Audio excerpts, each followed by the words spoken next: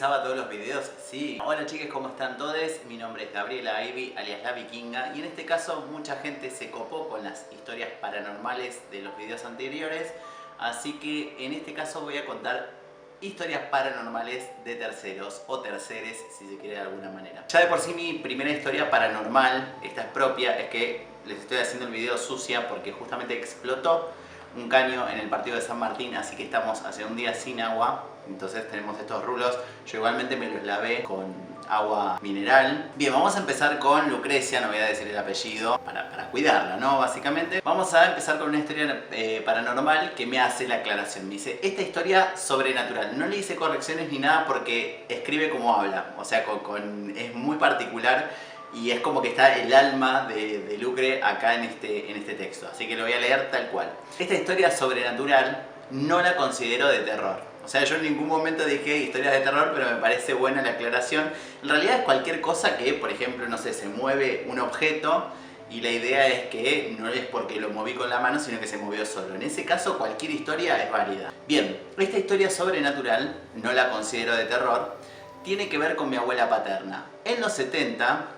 década importante, en el fondo de casa teníamos un gallinero, que era de mi abuela, bastante grande y con muchas gallinas. Era casi como tener el campo en tu casa, olor incluido. Sí, te entiendo porque mi vieja, bueno, ahora hoy por hoy es casa, pero anteriormente vivía en lo que era un rancho de tipo campo y tenían gallinas y ese tipo de cosas, ahí en José León Suárez.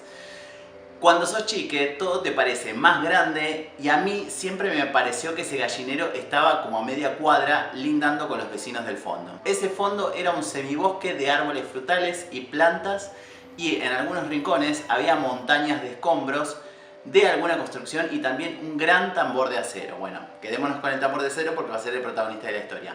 De esos de combustible dado vuelta, que no sé para qué lo tenían. Bueno, cuánto cachivacherío que han guardado nuestras generaciones anteriores y nosotros guardamos cachivaches pero de otra índole.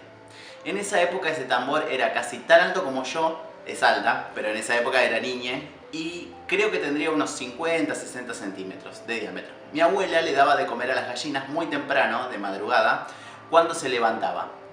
Y aunque en esa época yo dormía en el comedor y había habitaciones de por medio entre el patio y el fondo, a veces escuchaba esos movimientos entre sueños. Y a veces me despertaba también con sonidos lejanos, a esa hora que no sabía quién los hacía ni para qué. Alguien le pegaba al tambor. Cuando mi abuela se murió, yo me mudé a lo que era su habitación, mi edad, que daba al patio. Una madrugada, imagínense un patio al fondo, o sea, todo oscuro a la noche. Una madrugada me desperté con el tam tam, sí, lo dice tal cual, o sea, me hace la onomatopeya del tambor, pero no le di bola. En el almuerzo le pregunto a mi mamá si ella sabe quién le pegaba el tambor a la madrugada. Y me dice, cuando tu abuela vivía, ella hacía ruido para despertar a las gallinas y que coman. Pero ahora ya no le pega a nadie, porque la que se ocupa de darles de comer es tu tía y les da de comer más tarde y no le pega al tanque. Como detalle, te dejo una pequeña historia de otro de esos tanques. Parece que les gustaban a mi familia. Parece que les gustaba a la familia el tema de los tanques, guardar tanques. En el patio tenía otro de estos, pero este estaba lleno de agua y estaba tapado con una madera, muy la llamada. Y me habían dicho, cuando vieron que yo era capaz de meterme adentro, por curiosidad, o sea, ella se metió por curiosidad dentro del tanque con agua, y dice que ahí adentro se había ahogado un chico. Bueno, está soñando mi perro justo cuando estoy contando esta historia de terror. O sea, está durmiendo y está soñando, básicamente. De la madrugada y al anochecer es como que se revolucionan los fantasmas. Bueno, ahora no se nota mucho porque ya está atardeciendo, son las 7:06 de un 17 de septiembre. Muy común. Yo esto le voy a subir el volumen para que se revoluciona, sobre todo a la madrugada. Yo me acuerdo que una noche mi viejo se levantaba tipo 5 de la mañana para ir a laburar y usaba unos zapatos. Recuerdo que había mucho fantasma en la casa de mis viejos, mucho muertito. Y me acuerdo que yo siempre lo... Me causa mucha gracia porque sigue ladrando con la boca cerrada. Yo escuchaba los zapatos de mi viejo y ya me quedaba tranquilo porque ya había movimientos de seres vivos, ¿no? Y en un momento escuchaba los zapatos de mi viejo y dije, porque esa noche estuve muy cagada porque estaban los muertos dando vuelta por todos lados, cuestión que nadie me respondió. De hecho, después sentí el ronquido de mi viejo, o sea, ese caminar no era de mi viejo, prácticamente. Vamos con otra de Lucre. A fines de los 80 hice La Colimba, en un cuartel de Ciudadela, muy cerca de acá. Un lugar viejísimo que decían había sido un casco de Estancia de Rosas. Era viejo, estaba que se caía a pedazos y desde la entrada hasta los dormitorios caminábamos varias cuadras. Todos edificios altísimos de una sola planta, estilo colonial. Muchos árboles y un gran campo al lado, que después me enteré por alguien que vivió ahí en los 40-50.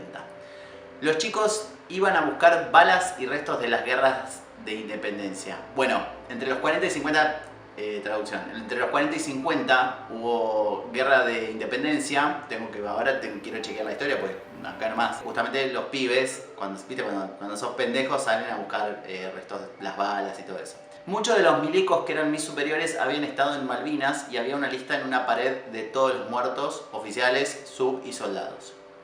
Cada vez que nos dejaban adentro en la semana, dejar adentro, vos los fines de semana te ibas a visitar a tus viejos, o si te mandabas una cagada o porque te correspondía por servicio, dejar adentro era que no podías salir. Quedaba poca gente. Casi siempre que nos quedábamos los de la oficina, furrieles, nos hacían quedar a los tres y solíamos ir a comer juntos al comedor que quedaba a un par de cuadras de donde dormíamos. Eran calles de adoquines entre edificios mal iluminado todo, parecía que estabas en otra época.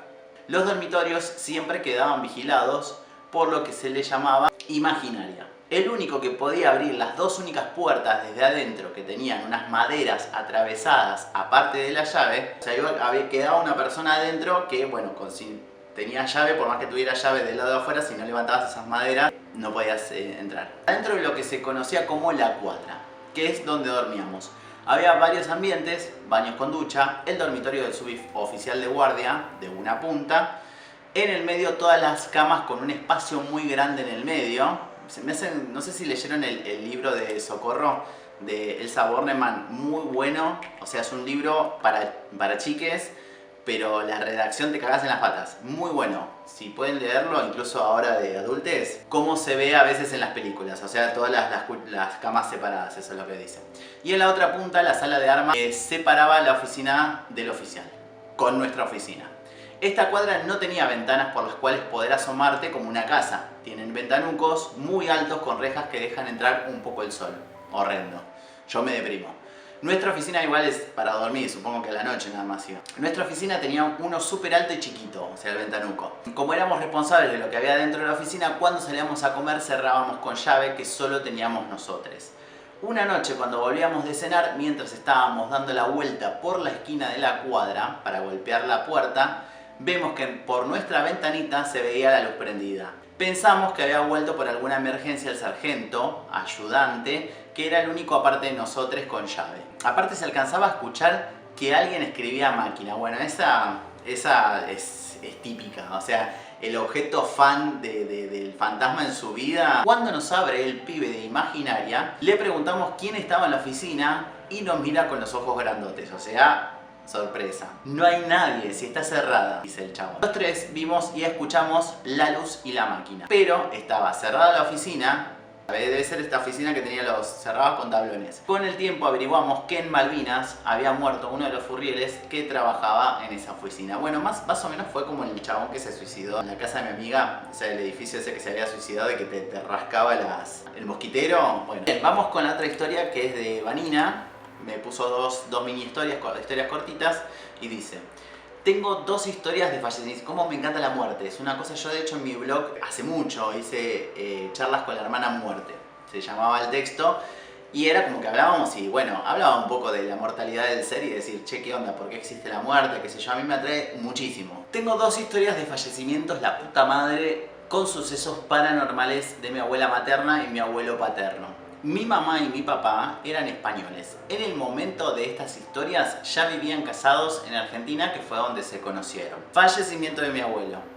Mi abuelo se encontraba enfermo en España con pronóstico irreversible.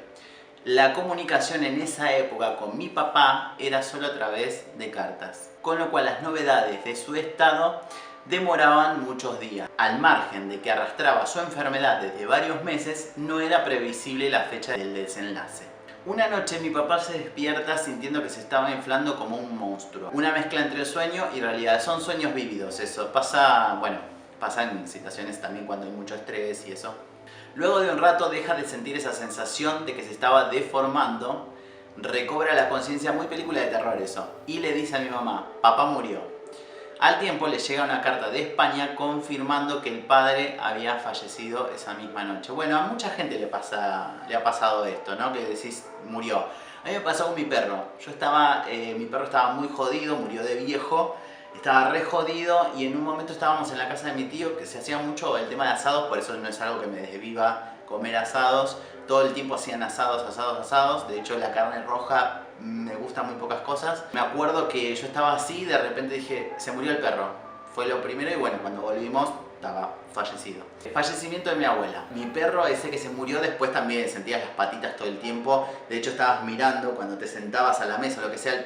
Tenía un carácter muy de mierda. Entonces, cuando se te metía siempre en el medio, pero cuando lo pateabas o algo, porque siempre estaba en el medio, se enojaba, te tiraba tarascones y todo eso. Entonces, siempre después de muerto seguías mirando a ver si estaba o no. Mi abuela materna, años después, también se encontraba enferma en España con pronóstico irreversible, igual situación que la historia anterior. Su enfermedad databa de meses y sin certeza de cuándo sería el desenlace. Las comunicaciones también eran limitadas y epistolares. Ojo al Pío Hardy, ¿eh? Una noche mi mamá tiene un sueño que transcurre en un velatorio. En el sueño se le acerca el padre para contenerla, diciéndole, quédate tranquila, ya pasó todo, mamá ha fallecido. Bueno, a mí me pasó con mi abuela. Mi abuela falleció, casi como que falleció delante de mis hermanos y yo. Y me acuerdo que después en un sueño ella llegó, como que nos abrazaba a mis hermanos y a mí, decía, quédense tranqui que está todo perfecto. Ahí mismo se despierta y le cuenta el sueño a mi papá, diciéndole que obviamente era claro para ella que su mamá había muerto. Tiempo después llega una carta de España confirmando que esa noche mi abuela había fallecido. Yo después voy a hacer un video también. Tengo muchas cosas para contar. Después hay que ver si ustedes se enganchan o no, ¿no? Tengo muchas fotos. Mi abuela cuando se vino de Europa se trajo una valija llena de fotos. Imagínense en un barco. Tengo la foto del barco donde viajó mi abuela. Imagínense un valijón de esos de los años 30. Post Primera Guerra Mundial. Y un valijón lleno de fotos de gente que no sabes quién Sorongo es. Bueno, algunas vieron la película Los Otros, bueno, así. Y yo me guardé un par porque me parecían geniales. Vamos con la última historia que fue cortita porque Bianca lo comentó ahí en mi estado. Ella es de Rosario y dice, en Rosario en su momento fue noticia y salió en los medios. Tengo que buscar esta noticia por ahí, después lo ponga. Esto es Rosario, miren. Mira, para que no creen, acá, estoy acá en la puerta del cementerio, mira, estoy saliendo por aquí en el cementerio. No hay nadie.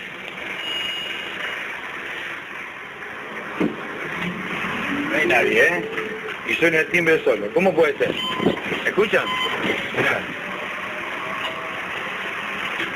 No hay nadie. No hay nadie, ¿eh? No hay nadie tocando el timbre, ¿eh? Estoy pasando por la esquina del cementerio. ¿Qué me dicen ustedes? Que cuando un bondi pasaba frente al cementerio El Salvador, el timbre para bajar sonaba solo. Claro, o sea, pasabas por el cementerio y sonaba el timbre, automáticamente. Bueno, como las alarmitas de Musimundo, ¿se acuerdan cuando se despegaban? Se ve que algún fantasmita quería bajar para descansar tranqui. Sí, o por ahí es el fantasma del cementerio, que yo siempre encontré mucha paz en los cementerios. A mí me encantaba ir de chica porque era el único lugar donde estaba tranqui. Después de darse una vuelta. Por otro lado, es conocido que en una oficina de la municipalidad se sienten ruidos extraños. Puertas que se cierran o abren y movimientos en los cajones de archivos. Se sabe que es el espíritu de una antigua empleada fallecida que era muy ordenada y alguien logró contactarla. Bueno, pasa mucho en esto, bueno, como pasaba en el subsuelo de Mariquita Sánchez de Thompson, bueno, después hubo la matanza, ¿no? Pero bueno, queda el alma, o por ahí el mismo cariño que tenga por ahí. Yo puedo morir en un geriátrico, pero a mí me encanta esta casa, entonces cuando yo muera, me vengo para acá. Y la persona que venga a vivir acá, lo lamento, le tiraré de las patas. Si tienen historias con respecto a parálisis del sueño, por favor, coméntenme en YouTube, en Facebook, Instagram. Ahí sí yo voy a intervenir porque tengo muchísimas anécdotas de parálisis del sueño. Esto ha sido todo por hoy. Espero que les haya gustado. Denle like, denle suscribirse, seleccionen la campanita así les avisa cuando les llega el video. Que tengan unas muy buenas noches.